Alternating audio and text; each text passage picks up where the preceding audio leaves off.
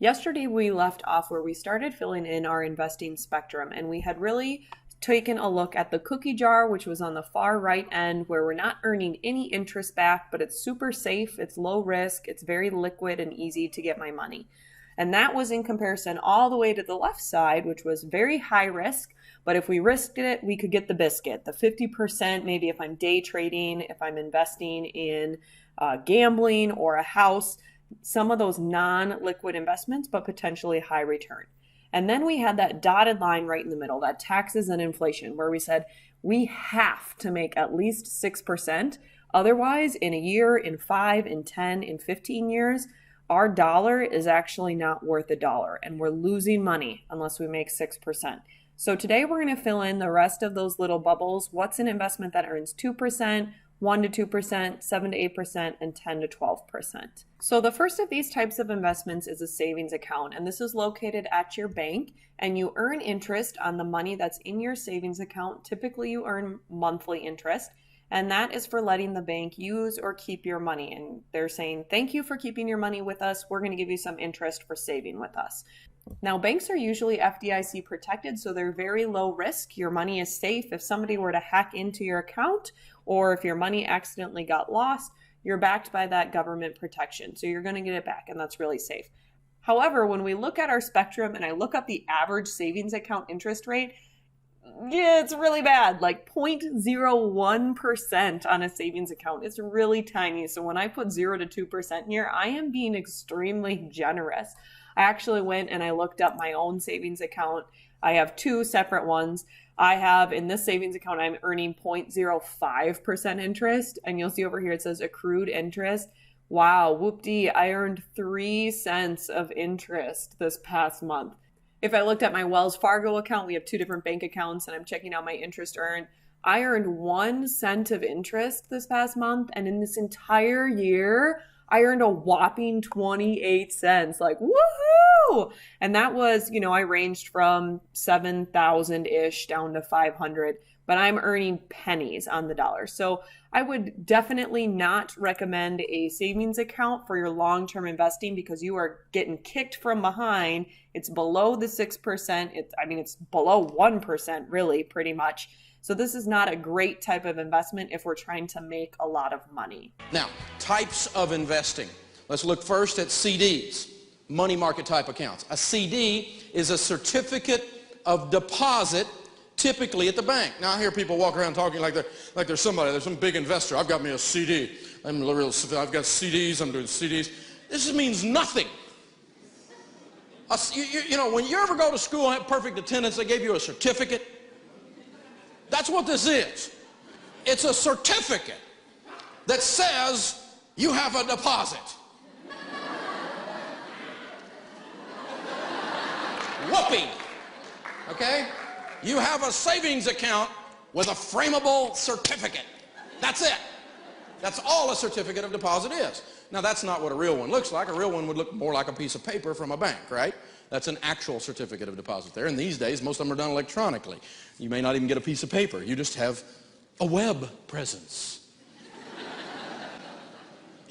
It's a savings account that if you take your money out early, they charge you I don't own any CDs, not one. I'm not going to tie my money up and not get paid anything for tying it up. And that's what we end up doing with this. So I don't do that. So back on our investing spectrum, we're going to place that CD or certificate of deposit, as Dave calls it, certificate of depression, right in that 1 to 2% category. And honestly, that might be a little high. If we go out and search for the average CD interest rate, you're going to see it's at 0.26%.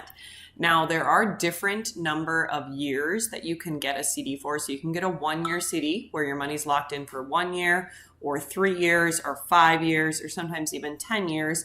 And the longer you lock that money in, generally the higher the rate goes, but it's not by a lot. So maybe up to 0.43, 0.44. I did find a couple out there for 5 years that were like 0.8%, but that's still pretty low overall. So even though we're safe because it's backed again by your bank, we're still losing money on a CD because we are behind this taxes and inflation line. So now we're going to go over and we're going to hit the 7 to 8% range. Single stocks. Single stock investing carries an extremely high degree of risk. I do not own a single stock. If you're a single stock nut, or you just think your company is the best company since sliced bread and you want to buy some single stocks, you've just got to have some single stocks. You think they're the greatest thing out there and you and your golfing buddy have got this figured out and you just got to do it. Well, no more than 10% of your nest egg.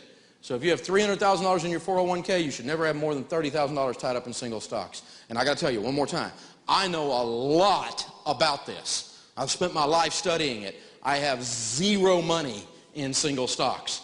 I don't think it's fun. It's too risky. And you jump in and out, and there's all kinds of studies that say that the average person buying and selling stocks through their broker over a period of years averages about 7%. You and your golfing buddy do not have this thing figured out. And so it's a bad idea.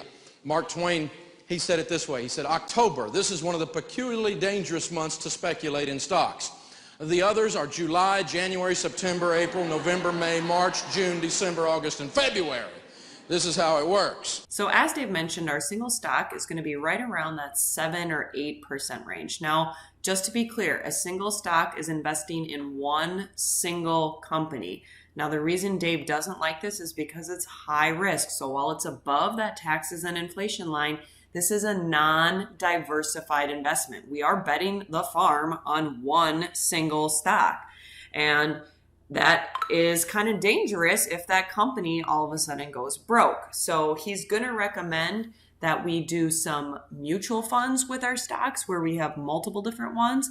But it is a good idea to understand that you can buy multiple different companies of stocks and create a well-diversified portfolio. Now, when you buy a stock, we do need to understand how this works. You are actually buying a piece of ownership in the company. You're buying a piece of ownership in the company. Let's do this way for just a second. I'm going to open a company, and I'll tell you what, let's you and I open a company. What's your first name, sir? Dwayne. Dwayne. It's good to meet you. Thank you, sir. Dwayne and I, as an example, are going to open a printing company. We're going to go in the printing business together. Okay, Dwayne knows a lot about printing. I don't know anything about it in our example. Are you in the printing business? Good. Okay, this is an example, all right? And so he's going to come to me. I'm going to put up a little money, and he's going to go in and do the work and get the accounts and get, learn about the paper and the ink and that kind of stuff. And so we decide we're going to form a corporation, and we're going to own it half and half, and we're going to issue 100 shares of stock, a share of stock. And he's going to have 50 shares of stock, and I'm going to have 50 shares of stock. So we're 50-50 owners in this company. A share of stock represents a piece of ownership in that company. Dwayne and Dave's, the D&D print shop, right?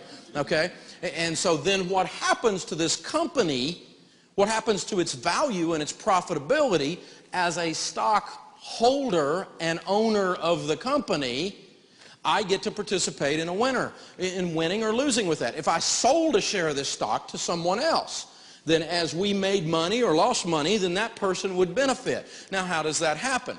Well, if you're an owner, think about it. If you owned your own print business, forget stock a second. If you owned a company, if the company did better, you'd be doing better, right? In a couple of different ways. Your return comes as the company increases in value.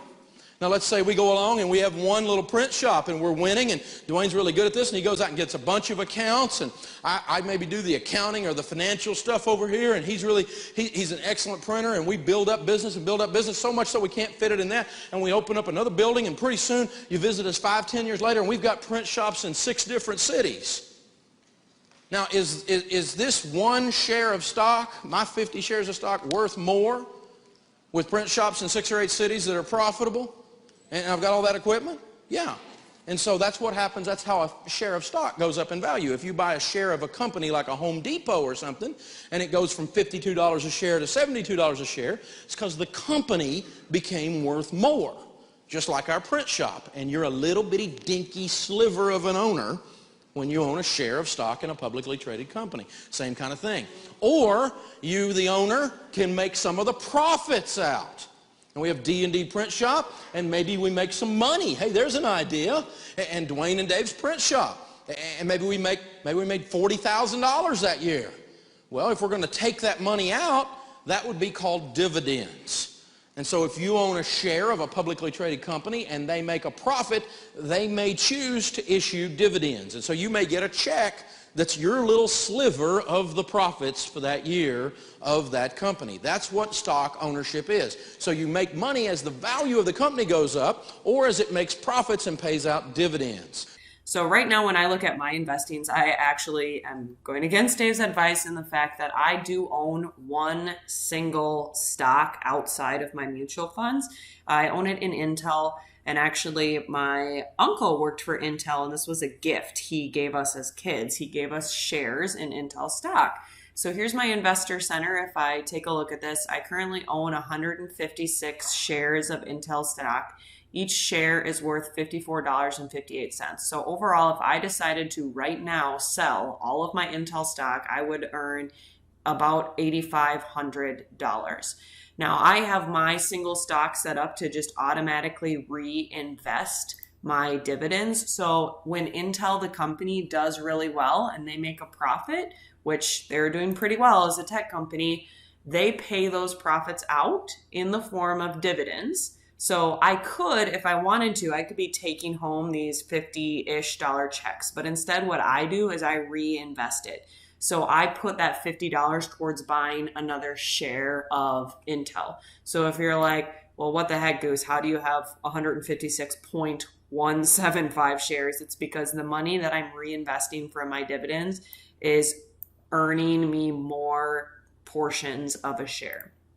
So this is an example where I have gone against Dave's advice. I have this one single stock, but I'm still actually doing some really nice diversification because I hold a lot of other mutual funds and I'm diversifying my portfolio that way. So it's not terrible to own stock.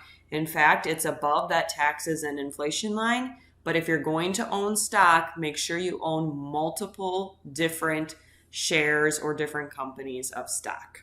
Now, bonds are a debt instrument by which the company owes you money. Now again, let's go back to Dwayne and Dave's Print Shop. Now you know that if Dwayne and Dave, the D&D Print Shop, if I'm involved, we're not borrowing money, but we got to do this as an example, okay? Let's say that we wanted to borrow $10,000. If we were a publicly traded company, we could issue a bond. And what's your first name, sir? Stan, it's good to meet you, sir. Let's say Stan, he really kind of liked what we were doing over there at the print company. It looked pretty good to him. He knew we weren't really going to cut him in as an owner, but he trusted us to be able to pay the bill. And so we issue a bond for $10,000 to Stan, and he gives me $10,000. Come on, Stan. Come on, baby.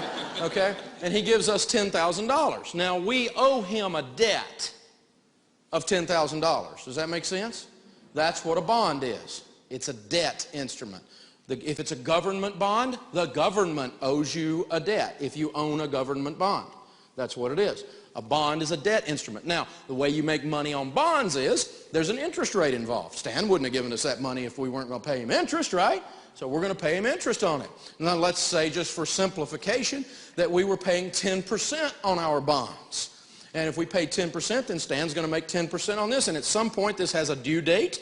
We have to give him the whole $10,000 back. But in the meantime, every year, we're sending him 10% on this $10,000 bond.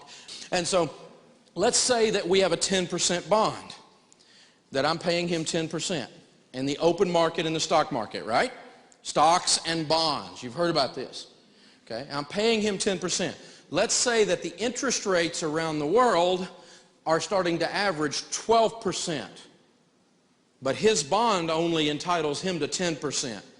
Is his bond worth a little less or a little more if everybody else is getting 12 and he's only getting 10? He's worth less. So as interest rates rise, bond prices fall. There's an inverse relationship.